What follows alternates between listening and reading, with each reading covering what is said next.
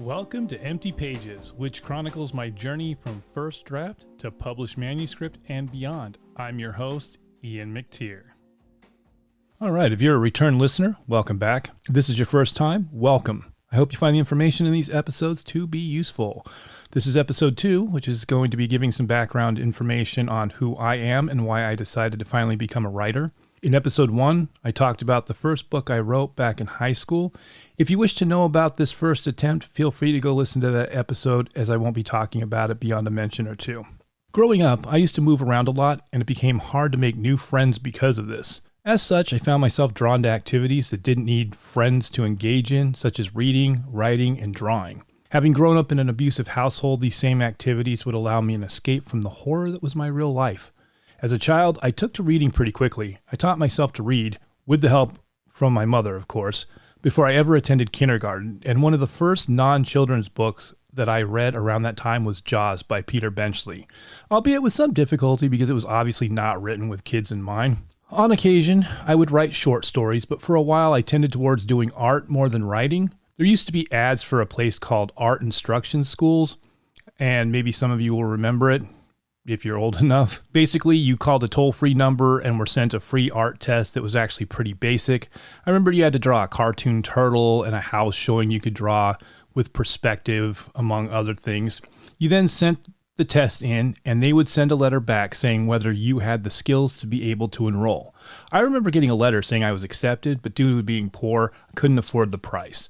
I have no idea if it was a scam or not, but I remember being pretty happy with that letter.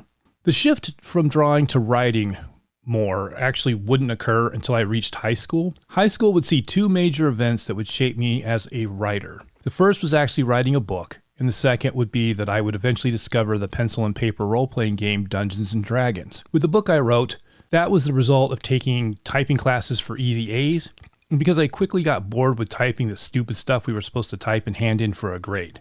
These were things like invoices, professional letters, and the like. In these typing classes, you weren't graded on what you typed, but rather how many typed pages you handed in and how accurate they were.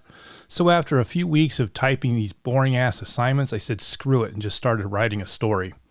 I didn't start with the intention of writing a book. I just wanted to turn in as many pages as possible for the A and not be bored while doing it. It turned into a book by accident and got me two probably the easiest A's I have ever gotten as a student, because it was completed over the course of 2 typing classes. With Dungeons & Dragons, I started off just playing a character I rolled up. I would eventually also help with doing the Dungeon Master side of things, but the game really took a hold of my imagination. I think a lot of writers start off writing stories about their role-playing characters or doing what is called fan fiction. And though I was a huge Star Wars fan growing up, it never occurred to me to write stories set in that universe.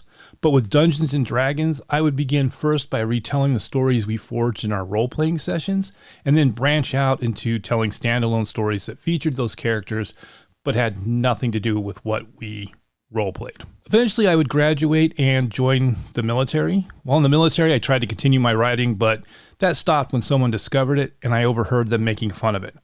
I wouldn't attempt to write another story until shortly after I was discharged, but by then it felt as if I had lost any ability or talents I had. When I went to college, I took a short story writing course that would serve to end my attempts to write for good, or so I thought. I won't go into any details about this class, as I'll talk about it in the next episode, because I feel that it will dovetail nicely with another topic I wish to discuss. So we'll put a pin in this one and continue on. Let's just say it was not a positive experience. Despite these setbacks, the urge to write never really left me. I spent many years stuck in the same self-defeating loop. First, I would get the urge to write. I would then start writing. Then I would give up because I never felt I was any good, and because I would remember the mocking tone of those in the military who got a hold of that story, and I would remember what happened in my story writing class in college.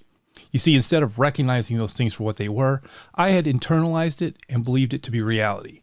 And that's not counting the relationships I was in, where my significant others would tell me it was a worthless endeavor, that it wasn't going to make any money and pay the bills, no one was going to read them anyway, so why bother, and that writing was taking away from time from them. In the meantime, I would tell stories to people as they came to me, instead of writing them down. Nearly all the people who have heard me tell stories, whether it was based on something I had experienced, talking about a movie I had seen, or just riffing on something from the news or tabloids, all told me that I was an amazing storyteller and that I should write stories. Each time I said, nah, I'm not really any good, and I would continue living a life that did not contain any written stories. Eventually, though, I reached a point in my life where I found myself single. I had removed all the toxic people from my life, and for the first time in a lifetime, I had found myself surrounded by people who were genuinely supportive. I had gone to therapy and learned a lot, though nothing specifically related to writing, and one day I had an epiphany. I had nothing holding me back from actually sitting down and writing. And so I sat down and wrote the first draft of the current novel I'm working on. Though that was far from easy, as I had to overcome some obstacles.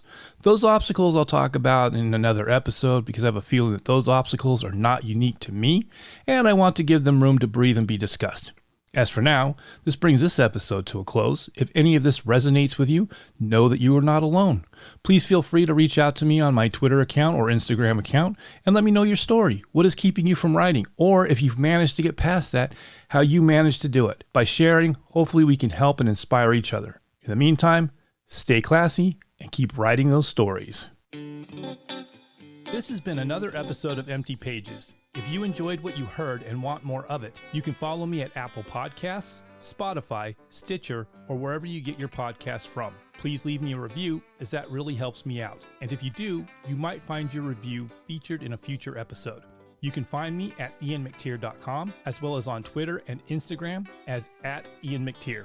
Until next time, I'm Ian, and this is Empty Pages. Stay classy and write those stories.